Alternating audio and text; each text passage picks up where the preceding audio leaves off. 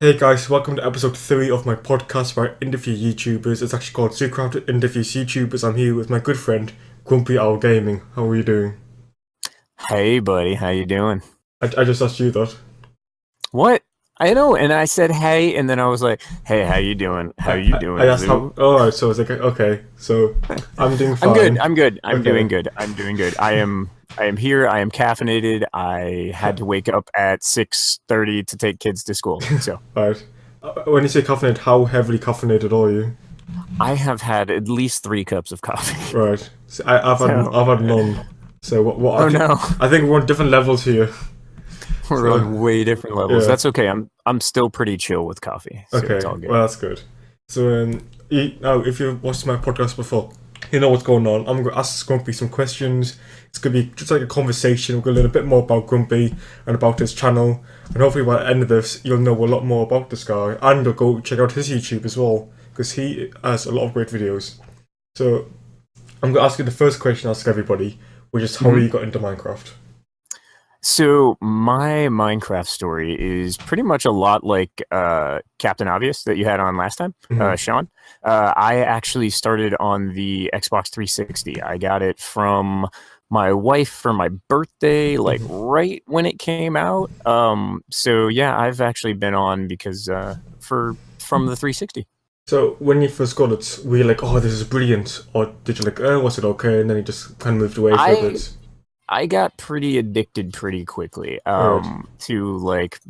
to it. I was just this type of game is just kind of in my blood anyway. Yeah. I used to play a lot of like SimCity, and Right. I was big into Legos and things like that. So it just fit really well. Yeah. That just makes sense because a lot of people who like Minecraft often gets called like the Lego version of like Oh, video totally. games, which I can kind of see. Oh yeah. So I think that it does have a big influence. So when you got first into Minecraft, obviously, were you into like survival or creative, and like what was your thing on Minecraft? So I think when I started Minecraft on the 360, I don't know if there was a creative. Right. Like there was a whole time period where like creative like wasn't a thing. Yeah. Um and so I don't think on the original like 360 edition that there was a creative. I don't remember going into creative originally. Well, that would make sense because when it first came out on the computer, there wasn't a creative either. Right. So they may have just followed the same footsteps. Well, that was the thing with Minecraft on 360 is that like it was really behind Yeah. on updates, like Yeah. really behind. There was. I think when it came out with like Java had the horses, Yeah. like I don't think that happened on 360 No. for months, like almost a year. They kind of started basically starting again with the game in like a beta version on the Xbox. Yeah. Which it's interesting that so many people have sorted out on the console version. Some have stuck to it and some have moved on to the PC. What do you prefer? Do you prefer the console or the PC? I prefer the PC, but mainly because of the I guess I don't play the console version that much anymore. So I think like just I'm so used to the PC version Yes. that, and I like having the ability to kind of customize things too. Yeah. I really enjoy that, like being able to actually go in and change a texture or change, or we used to not have resource packs for 360, like you just couldn't get them. No. Yeah. I remember. So it was always nice to be able to come in and like just do some custom stuff, and the community servers and stuff were a lot better on PC. Yeah, that's also a good point because Captain Ori said he's never ever played on servers. Right. Obviously on the Xbox when it first came out, I'm guessing there wasn't really any big servers. I think there is now though, isn't there? Yeah, I mean there are, well, the way like it's still working, I think, is that you have to basically, I think with Xbox One you can have up to 16 players now or something like that. Right. But it used to be you could only have 8. Right. And it was kind of, yeah, and you just had to know people. Like it wasn't like it was you could only do your friends. Like there wasn't any actual servers. Now I think there's like a mini game thing that's all set up. And Yeah. So when you're on your PC on your Minecraft, like, and obviously you got your own series and do all your own stuff. Do you ever play just for fun? Just like not to on record. Minecraft. Yeah, like you're not Just, recording. You're just playing for fun. I have so many like I do play Minecraft a lot when I'm not recording, but it's usually for stuff that I'm going to be recording for later. It's off camera stuff. Yeah. I will straight out tell you, while I am doing this interview with you, I am taking this time to go into my home series world and actually like build some stuff. So I'm actually doing it right now. But that's kind of what happens. It's not because I don't just want to play, but it's just I have very limited time to actually record things. Yeah, so I understand that. I need to get all my building done before the next recording, and that happens basically when I'm playing. But it's still enjoyable. It's what I like doing in the game, so why not, So would you very much call yourself a builder in Minecraft more than anything else? Like my favorite type of build? Like obviously some people have creative, some people have survival, but there's so many different subcategories of survival.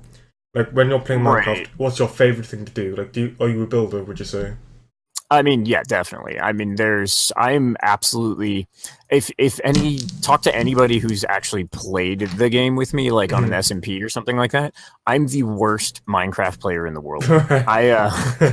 Like, no kidding. Like, I starve to death all the time because I'm too busy building. I've also gone through where, like, I will be just building something and I'll be 2 or 3 blocks like above the ground, and then I'll drop down and die because I only have 1 heart left because I haven't been thinking about it. And I'm a terrible Minecraft player. I kind of get that. A lot of people are so focused on creating they don't think about all the side stuff, which is kind of fair enough, really. Now, a lot of people who I talk to, they also have Twitters, and I know you have your own Twitter following, and you're quite what's the word? I would say you're quite popular on Twitter. You have quite a lot of followers, and whenever I see your tweets, there's always lots of people commenting. So how did you get did you have your Twitter before or after Minecraft? I had it actually not until I started actually a YouTube channel. This is actually my second Twitter account. Right. Because my first one, I was friends with somebody a long time ago that we were joking around like on Twitter. And I basically was like pretending to be her, and on Twitter, and one of her followers or something like that like reported the tweet, and so I lost my entire freaking Twitter account. And like she even contacted Twitter. She's like, guys, this is a joke. Like, give him back his Twitter account. And they're just like, you broke the rules, so you're not allowed to have it. And like she felt really, really bad, But yeah, so I lost my first Twitter account because one of my old friends, people reported the tweet that I was pretending to be her and had no idea about the context of what was happening. So it sucks, but it's okay. I was able to kind of take this one and just rebuild it. And this was actually originally my wife's Twitter account a long time ago. And now she has a new one. So. You were like, yep, I'm going to take this from you. You can start a new one. Well, it had the most followers that we had, similar. So it wasn't it was kind of okay, everybody still knows me type of deal. But it was definitely I think I lost maybe I don't know, probably 200 followers just from them not knowing I was switching over. This was years ago too. So how long have you been on YouTube, recording? So my YouTube channel started in November of 2014, but I didn't really actually start recording until probably February of 2015. Right. So I've been on for about 3.5 years now. Right. So I know when you first started though, you weren't actually called GrumpyOwlGaming, were you? No, I was actually Ixon08, which was my tag for everything, for my Xbox and for my Minecraft stuff originally. Right, because I went back on your channel, I looked at those stuff, and all your episodes, and because you started with an SMP, didn't you? And it was playing. Well, I started out with a tutorial. That's it. It was tutorial seasons. That's it. And it was and then every episode. Then I jumped to the SMP. Yes, that's right. I remember now. And what was this Ixon thing? Is that your name, or where did Ixon come from? So Ixon is actually my wife's creation from back in college. We used to play D&D, and she made a character named Ixon Bensvelk. And Ixon Bensvelk is from the Draconomicon in the 3rd edition. and it means fire good, and Right. so it's a just play on that and whatnot. But it was originally her name creation, so I just took it and kind of just enjoyed it, and I don't know, I always liked it. So. Yeah. So what made the transformation from Ixon to GrumpyOwlGaming? Because obviously you couldn't think of two more like completely random, nothing to do with each other names. So Ixon was kind of just getting.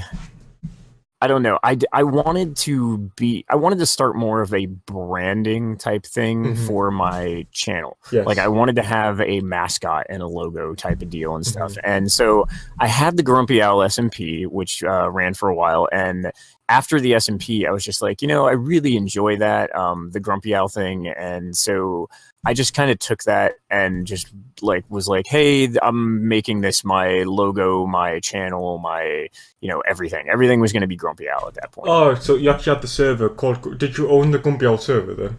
Yeah, no, I ran the Grumpy Owl server. Right, because I saw that, and I just assumed that you changed your name then.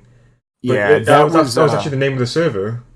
Yeah, that was the name of the server. That was not even my name. Right, I'm with you. And then you changed your name after that. Yep. Right, okay, that makes a lot of sense, I guess. So, now, on your channel, I've talked a lot about Minecraft, but you don't just play Minecraft, do you? You've played quite a range of games, really. Started out with the first game I ever played that was not Minecraft was actually this War of Mine, which I don't even know if that video is still up or not. Right. But it was a great game. It's by 11-Bit Studios, one of my favorite developing studios. They're the ones who did Frostpunk. So if you watch that on my channel, then that's who did that game too. They're really into humanitarian stuff and like going into the human thought process. Right. I really enjoy that. Well, you're still playing Frostpunk on your channel now, won't you? You still doing that series, yeah. Frostpunk is done. It was only like an 8-part series. I made it to the end of the game. Actually, my second playthrough ever of that game. Right. So I was really impressed because there's a lot of people I've seen start playing that game that are like, okay, we died, we have to start over. Yeah. Yeah. So it was fun. I enjoyed it a lot. But I have also played things like Fallout. I've played things like Skyrim, the typical stuff. I had for a while I was doing like a relaxation series, which had to do with like really inexpensive or easy to obtain or free indie games. And one of my developer buddies, Rias, actually, I was really big into his games, and he's actually got another one coming out soon I'm going to do something on. But so I do a couple of different things. I like to keep some variety. Well, one game that I watched, which I'm actually still planning on getting, was Stonehearth, because that's very much Stonehearth? That's a good game. I like that. Yeah, Stonehearth's still going on. I'm actually planning on recording that a little bit later today. Again, that's a cool game. It's really like it's been getting a lot of hate apparently. Oh, right, I didn't know that. I think I talked about it a little bit, but like what's happened is that it was a Kickstarter game. Yes. So, and people with Kickstarter, they complain about every little tiny thing if it doesn't happen in the release, and that's what they did with that game. There's a couple of things that were not included, like PvP into the game, and people were just complaining about it. And it's kind of just, at the end of the day, I don't feel like that's a PvP game. Like, no, I wouldn't. Again, even if it was in the future, it's only an early release though. No, it's full release now. Yeah, no, it's a full release now. I was actually going to talk about that. I'll talk about that in my video probably. Yeah, it's at 1.0. They just finished it up, and they kind of gave the reason they gave is that it was just, this is what it could be. They've been working on it for 5.5 years, so they're just like, okay, well, we're ready to move on, and it's a pretty good game. They went really heavy development over the last year. That's the reason why I picked the game back up. I did a little tiny series a little while ago, and it just wasn't that great of a game at that point. And then for the last year or so, they've really kicked up development. It was really cool. Yeah, because it's an open world game, isn't it? It's like a sandbox type. And it's a sandbox blocky type of game. I saw it because I'm into all I know all the games all sandbox games compared to Minecraft, and it's kind of unfair because the games that are different to Minecraft, but are the same kind of genre. And so that's why I found it. Well, like Minecraft really changed the games. Like, it's one of those games that changed the whole gaming dynamic, the gaming industry got changed by it. It's really, people give it a lot of hate for things, but it was really revolutionary in that. You look at people that like despise Minecraft, that are only into like first-person shooters. Hi, Fortnite. We're basically going to take Call of Duty and turn it into Minecraft. I mean, that's essentially what they did. Yeah, it's the most popular game in the world right now is Fortnite, and it's literally like the guy who made it's even like, yeah, I kind of wanted to mix like Minecraft, like, you know, it's you're building things and shooting each other. It's completely Minecraft. Even the original first-person shooters, like I always think like Call of Duty as the first-person shooter, and even they added like crafting and stuff to the game after Minecraft. Well, I mean, crafting's been a thing in games for a long time, but like, yeah, after Minecraft became really big, people just started adding crafting to everything. Yeah, I mean, just adding the word crafting just made people play it. Well, they've even Todd Howard, Bethesda, has even said he really, really loves Minecraft. Yeah. And he loved the whole concept of the communities in Minecraft and things like that. And that's one of the reasons why Fallout 76 is going to be such a Minecraft-y type game. Yeah. Is that he's super into it. I think it's interesting how people have... Minecraft's like Marmite, isn't it? They either love it or they hate it. There's no in between. Yeah, I don't know many people that are just like, it's okay. Yeah, like, I don't either. I'll play it occasionally. I know people that love it, and I know people that hate it. The people that hate it, like you said, they're always like in the first-person shooters, like, oh, that's not a real game, you know, you don't kill people with guns and stuff. And I just started a new series that I'm going to be shooting people with guns in Minecraft. Yeah. Oh, yeah. So, I guess for future projects, I guess I want to talk about now. Obviously, I think is it fair to say Minecraft's always going to be part of your channel? Minecraft, I stepped away from Minecraft on my channel a while back. Probably about 2.5 years ago or 2 years ago. I was just kind of burned out with it for a good bit, which sucks. I had just joined an SMP and I was playing through it, and I'm just like, I don't know. I was so bored with it in general, and I stopped doing Minecraft on my channel. My channel literally died. Like, I mean, I got 8 views on anything I put up. It was just done. Like, people did not want to watch me play anything else. Right. And I found the problem because I'm a Minecraft YouTuber, but for like the last 2 months I've been playing non-Minecraft videos, and my views just dropped so suddenly when you don't play Minecraft. Well, now it's something that's going to happen. Yeah.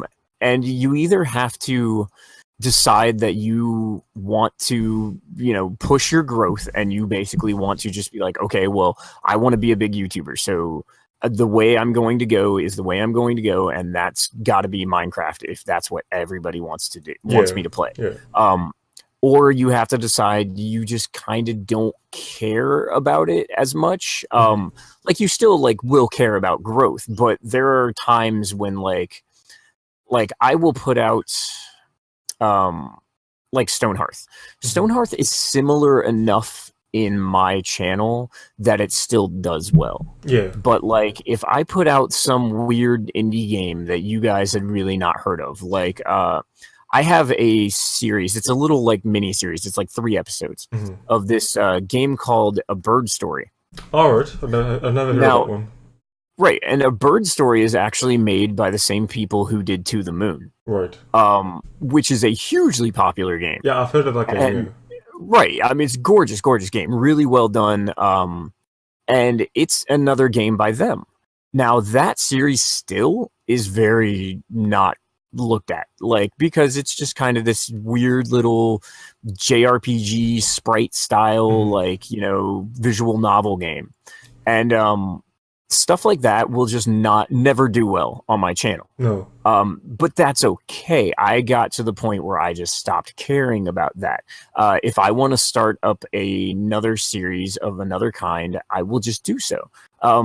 Mainly because I will burn myself out on Minecraft. Yeah. I guarantee you, I will burn myself out. I think all Minecraft YouTubers have done that. Every single one has just been burned out. Everybody.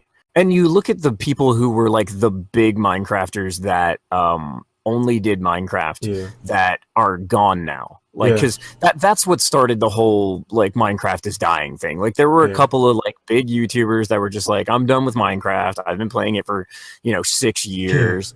And they either moved onto it or onto something else. A couple of them went on to like Fortnite, and some of them went on to just Twitch streaming.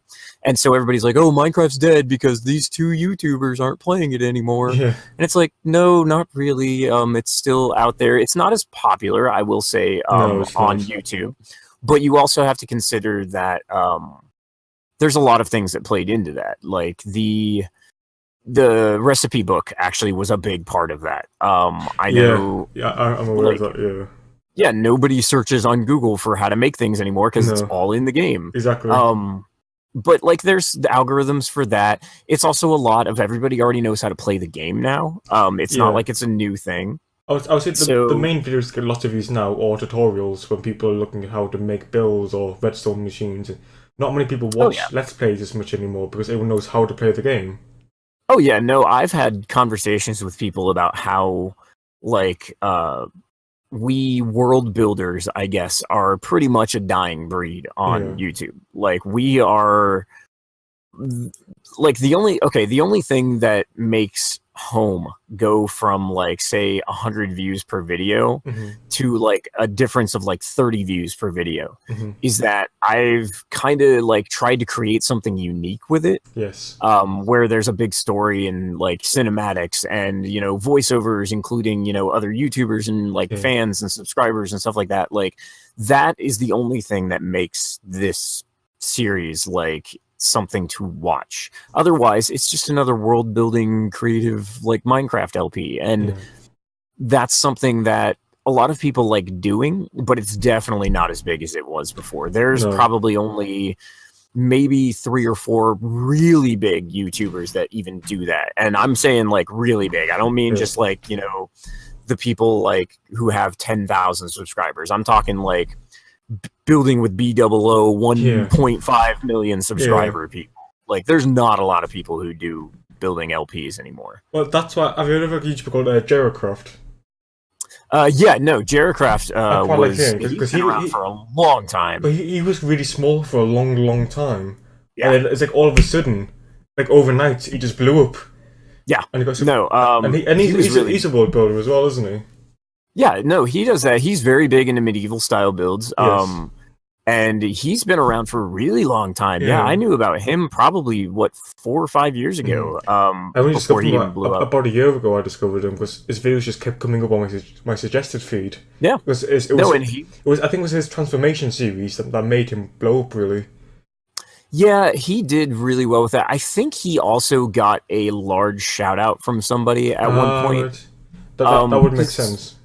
Well, like, you got to remember, like Cap and I talk about this a lot, Captain Obvious, where, and we both mention it, back when, even 3 years ago, when, like, I was getting into Minecraft, and he was getting into, he was, like, doing his thing on Minecraft, and, well, not on Minecraft, but on Twitch. Minecraft, in general, was a very saturated thing. You look around now, and I see people that like are new on YouTube, even people that are like friends of mine that gained up to 200 subscribers very quickly. And that did not happen 3 years ago. Like, you fought tooth and nail to get your videos noticed. 3 years ago, it was so saturated. There was so much Minecraft out that people just did not. There were so many good big YouTubers that are fantastic that were doing Minecraft, and it was so easy to just go to them, and they were putting out like 2 videos a day, and it was all Minecraft. Hermitcraft was huge. Well, Hermitcraft is still pretty huge. Well, I mean, Hermitcraft. Well, see, this is my thing with Hermitcraft. Hermitcraft was really big in the beginning, and then it was good for probably about 3 seasons. after that, Minecraft appeared. Minecraft got big, got really, really big. A lot of the Hermitcraft guys jumped over to Minecraft, and because it was supposed to be more inclusive, it was supposed to be more, fun, less controlled, blah blah blah. And then the whole Minecraft situation popped up, where they wanted to start taking creative control of the creators in the server. Like, you guys are only allowed to use these artists. You're only allowed to do this. They wanted to brand it. Destroyed the entire thing. Like, Minecraft is not even talked about anymore. Well, I thought Minecraft was out before Hermitcraft. Well, it was, but like, Minecraft was not as popular as Hermitcraft, I will say. Okay, I would agree with that for definitely. Yeah, no, I would definitely say Hermitcraft was like the place to be. Yeah, it was. And I mean, Generic B started all that. Like, that's the craziest thing to me, is that like Generic B starts Hermitcraft. Yes. And then he leaves Minecraft. He leaves Hermitcraft. He went to go join up with them last season, I want to say, again, and they were like, no. Yeah. And it's just like, how do you tell the guy who started the whole thing? Yeah. Like, all these guys are so famous because of Hermitcraft. Yeah. But we're not going to let the guy who started that on, because it's dangerous. He might stop playing. It's like, it doesn't matter. It's like, he's the hermit. Yeah, he's the original hermit. He's the original hermit. Yeah. I mean, I have a soft spot for Generic B, though. I love Generic B. Well, I'm a big fan of Generic B as well, I have to be honest. Now, you mentioned about how they grow so fast with Hermitcraft. I know, as quite a lot of YouTubers, there's one thing about Hermitcraft is they don't only let famous YouTubers join. It's to us they're famous. Like I think when Rendog joined, he had he had under 20,000. Yeah, and he's still not like insanely as popular as some of the other guys. It's really strange. And they've been they're not super talky about how they decide either. Like, they usually say it's people whose content and games are good. And you don't even have to be good at Minecraft per se. You just have to be you have to be entertaining. That's the number one thing. Absolutely, but like, they're also very quiet about what they consider like good content or not, or this or that. Like, and then there's a couple of people that I guess there's been rumors about online that like they're really big Patreon payers of some of them, and just different things. Like, I mean, it's very odd. Like, the whole system is very odd, but they know what they're doing. They're not going to do anything that's going to harm them. So right, exactly. And if something does end badly for them, they kind of just quietly push it out of the way. They're good. They're good at what they do. I'll give them that. They really are. Yeah. But that's why they're so successful. I mean, Hermitcraft is the most successful SMP out there. Oh, of course. Absolutely. So, if I kind of round this back to future projects, when you talk about Minecraft being per channel, are there any other things and projects and games, or specifically things you see I'm definitely going to do in the future? Is any sort of that coming on? Yes, I do have something that is actually planned, like I am going to do in the future. It is already set in stone, but it is something that I can't do just yet. Right. It's all secret.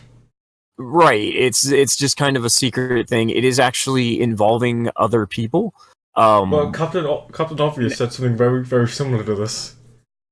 Yeah, no, I know a little bit about his, I will say. Not a whole lot, but you gotta remember, they're not connected then. Can you tell us that? No, they're not connected. Okay. But he and I are really good friends. So like, it's not like he talks to me about stuff like this. But so I know a little bit about his, but no, it's not anything connected. Okay. There are some people in our little core community that are connected to it happening, but they're being very quiet about it too. So but you would hope so anyway. Well, they better be, or no one's they may find themselves not connected. But no, it's a small group of people that are connected. I think it's just like maybe Pixel Brew and Dom Retina. Well, I love those guys, Pixel Brew and Dom Retina. Those actually, I'll put another thing now. Pixel Brew is actually making me a new logo. Oh, nice. Pixel Brew's fantastic. He's an amazing artist. I want to do T-shirts for each kingdom in home. Right. And he created this Scorn shirt that is amazing. Yeah. But I have to, but I'm paying him. But like because I'm as well. Yeah.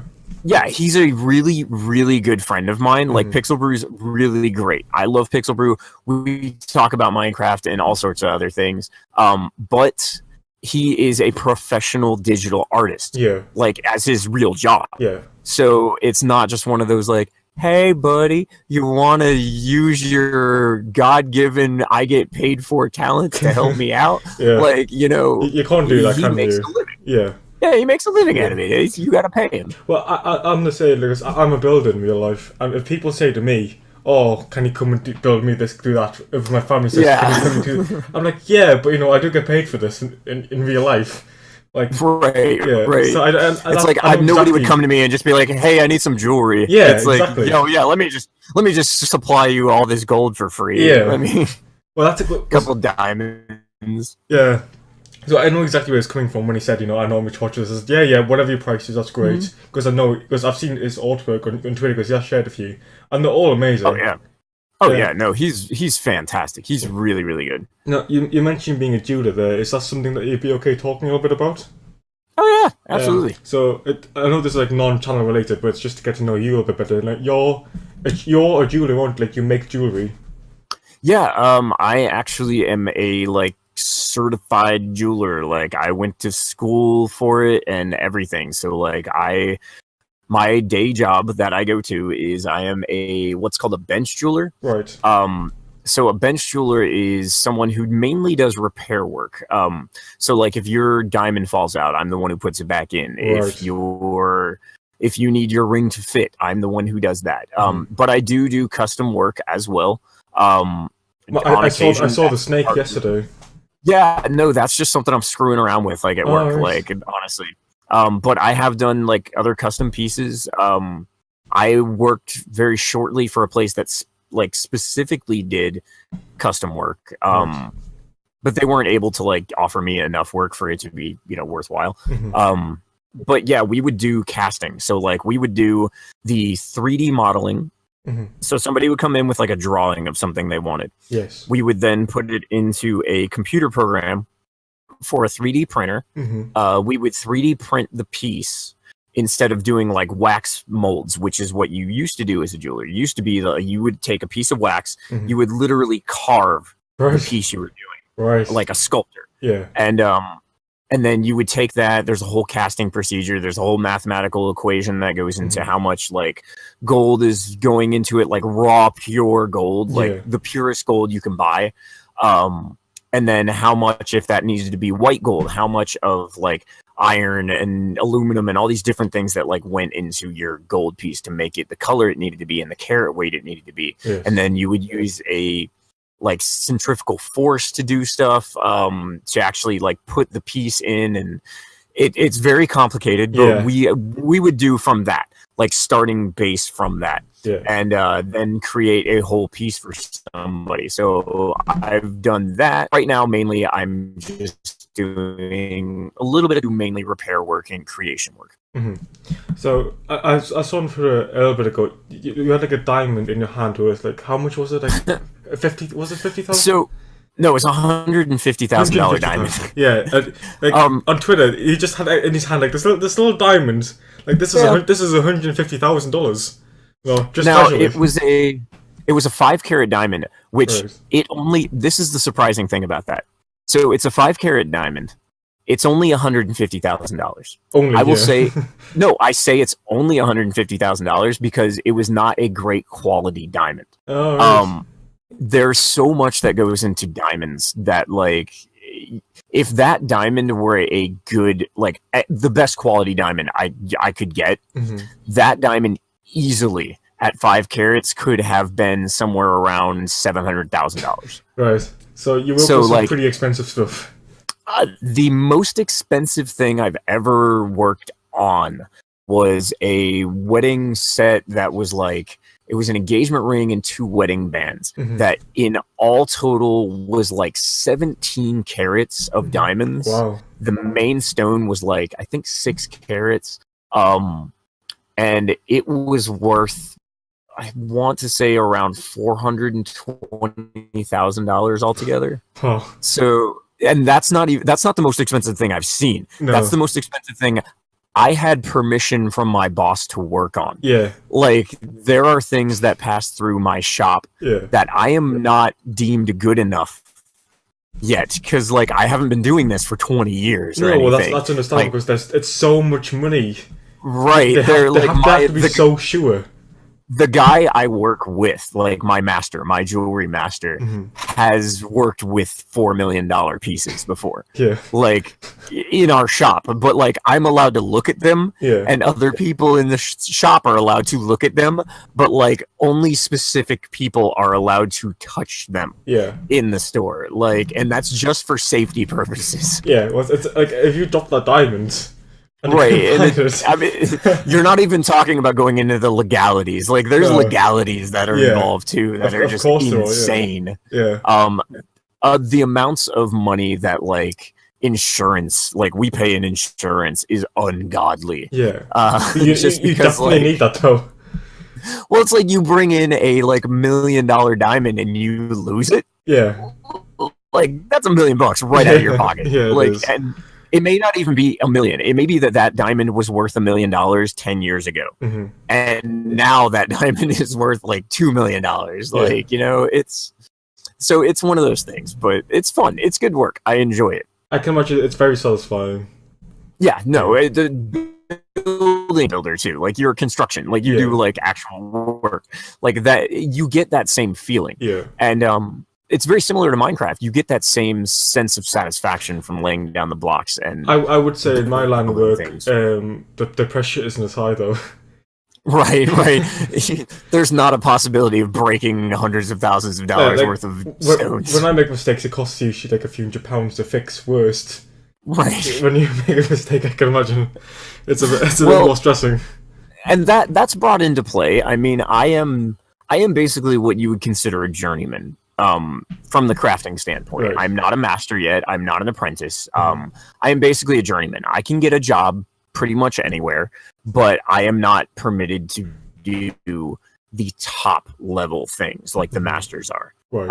And that's taken into account. I mean, my boss, the guy I majorly work with, is about to leave town recently. He's about to go to Europe for like 2.5 weeks or something. So I will be the only jeweler. So they actually put out a list of things I was able to do and not able to do. And I helped design that list. I was like, I don't feel comfortable doing this. I don't feel comfortable doing that. And that was it. Like, I am not comfortable setting any large scale emeralds, which are super, super soft and can chip like crazy. Yeah. So yeah, I understand that. Well, I kind of do the opposite. Whenever I go to do work, I'll get a phone call saying, "Oh, I want this job doing," and I've never done it before. I'm like, "Oh yeah, I can do that." Sure. Yeah. And, I mean, if you're by yourself, that is something that's completely understandable. Yeah. Like that is the guy I'm training under. The guy I'm a journeyman for. He was basically thrown into it. He's like pretty much. I started work and our jeweler quit. Like the head jeweler quit. Right. And he's like, so everything got passed to me. He's like, I basically taught myself how to do all this stuff. Yes. And this is before YouTube. Like he's like 50. This is like 35 years ago. Yeah. You couldn't just Google how to make something. You had to figure it out. Well, I guess that's really interesting. So, I guess we're getting on a bit now, and I don't want to keep it too long. And this is yeah. So I'm going to ask you the last question, which is, what are your ambitions for YouTube? So my ambitions for YouTube, they've changed over time. I'm not one of those people who think that everybody just does it for fun. I do. Sean and I, Captain Obvious and I, before he put out his like big rant video, like 2 months ago or so. Yeah, I saw that. Yeah, we had conversations about it before, where much in agreement that people don't fun. There's way too much work that goes into it. Now, Yeah. the work is fun. And it's not to say that there aren't people who don't do it for fun. I actually am blessed to be able to know the two opposite sides of that and be both people. There are people like Captain Obvious, like Sean. Sean is very oriented. Like he's business oriented. He is. Yes. He wants growth. He wants to get as big as he can. Now, he is not, I will tell you from knowing him so well, he is not one of the people that does it for like just completely the money. He's already done the money. Yeah. I mean, he's been in that situation where he's already done the money. So he's doing it for the growth, though. I will say he wants to be a big YouTuber. He wants to make that his full-time job. Yes. But then I know people who could do it, but just like don't like that's not what they want out of it. One of my buddies, Rivethead, a fellow YouTuber, really, really amazing guy. And he's the opposite side of that for me. He's the guy who just does it for fun. And he just does it to have a good time. Now, his channel, he's got like, over 3,000 subscribers. Right, well, that's really good. Right, and he does Cube World, is one of his favorite games.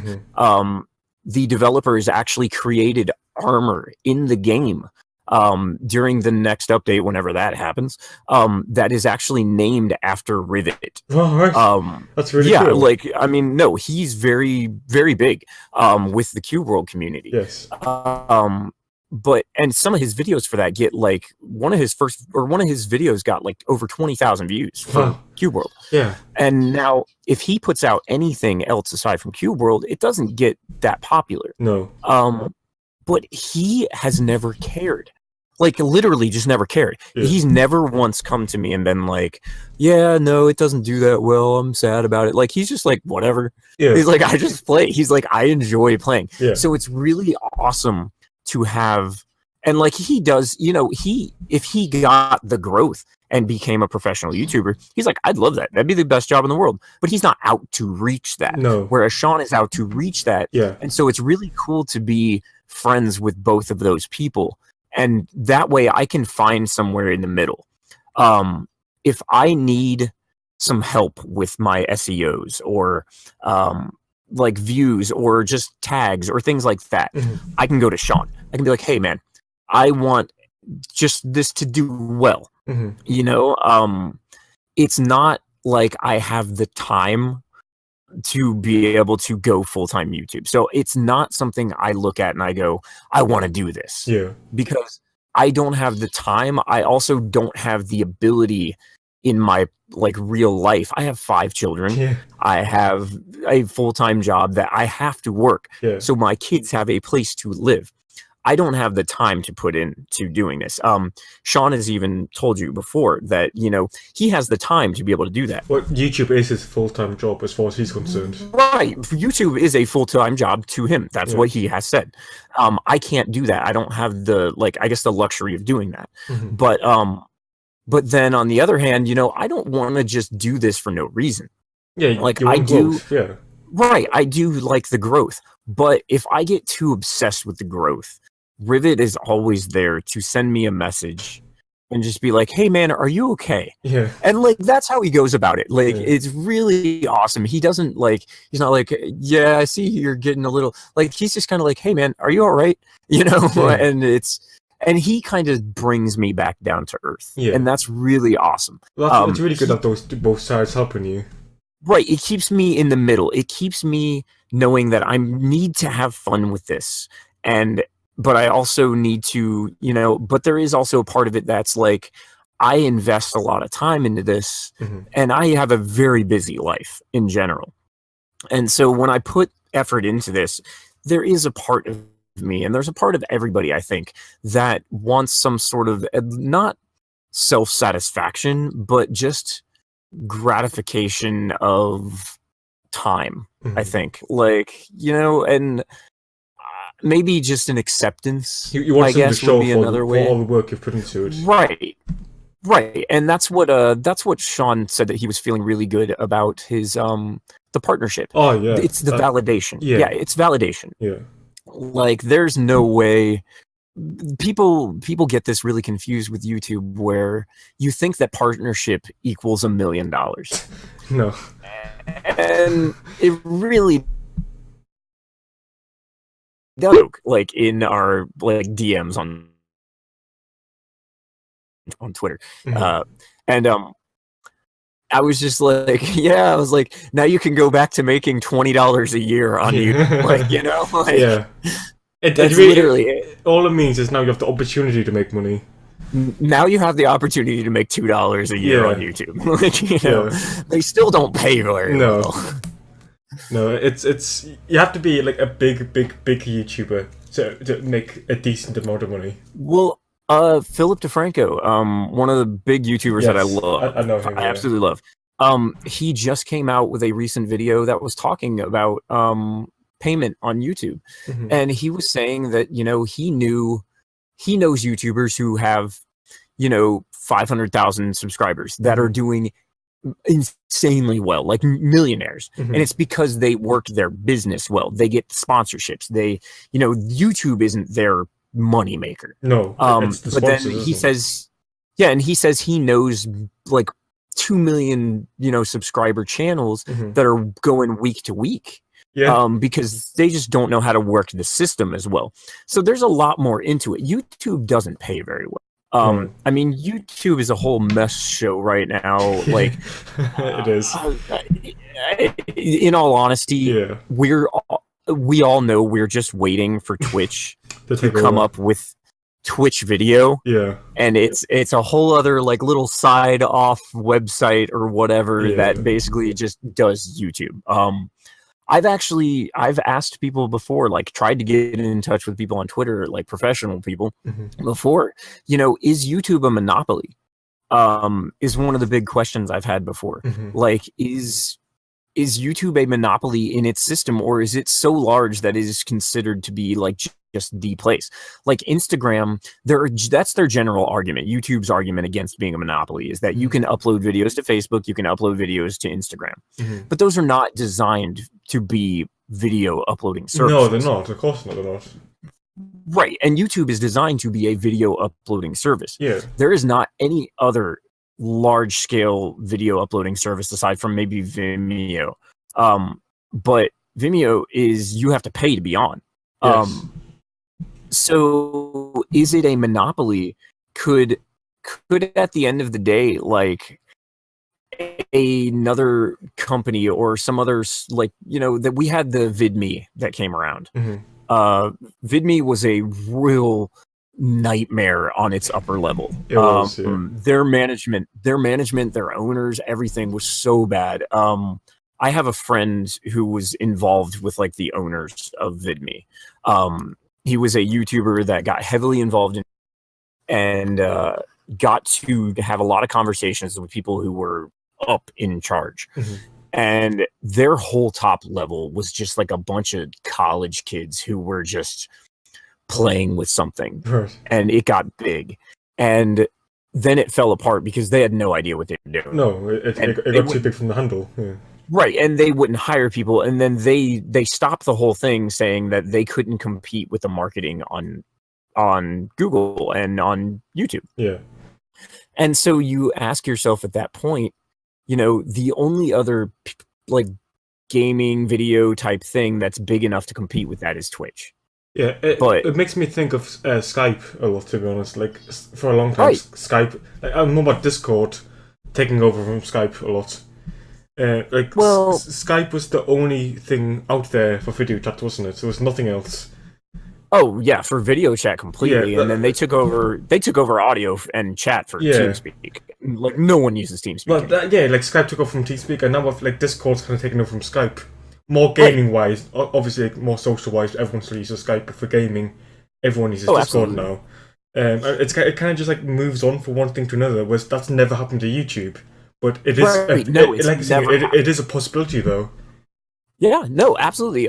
If somebody big enough, like say Amazon or say Twitch, like decided they wanted to upload style like YouTube, that could work. Has already done that.